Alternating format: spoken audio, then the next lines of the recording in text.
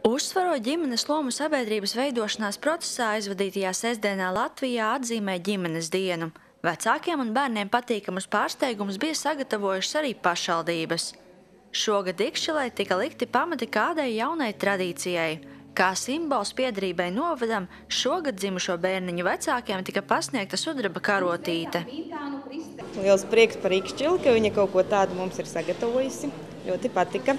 Vai jūtat to piederību Ikšķiles novadam un arī jūs atvasīti tā jūt? Jā, ļoti jauki bija no Ikšķiles puses vispār.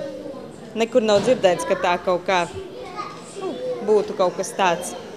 Bērniņu šitā suminētu. Ļoti patīkami. Priecēja tās, ka viņam svētki maziem bērniem vismaz ir kaut kāda atrakcija kaut kas. 2011. gadā Ikšķiles novadā piedzimuši jau 30 jaunie ikšķilieši, un arī, kā liecina apkopotā informācija, pēdējos gados jaundzimušo skaits nav mazinājies.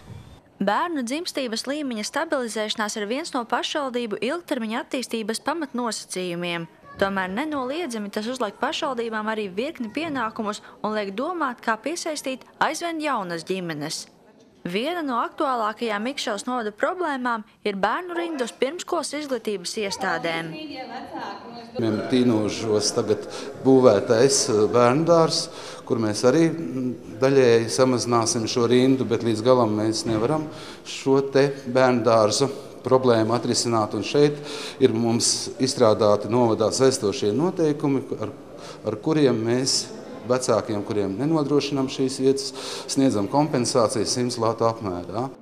Laikā, kad iedzīvotāju skaits Latvijā samazinās, ar ģimeni un demogrāfiju saistītie jautājumi kļūst aizvien nozīmīgāki. Tie tiek aktualizēti arī valstiskā līmenī, strādājot pie ģimenes politikas pilnveidošanas. Tomēr, kā uzsver nozares pārstāvji, demogrāfiskās situācijas uzlabošana ietekmē nevien sociālo pabalstu apmēri, bet arī pārliecība par nākotni.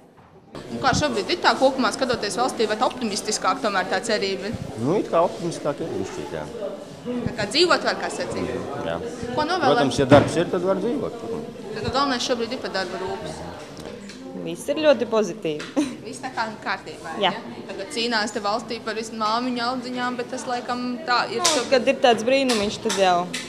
Tad rūpes ir par kaut ko citu. Dāts Tribotska, Zanda Treško, Ogres televīzija.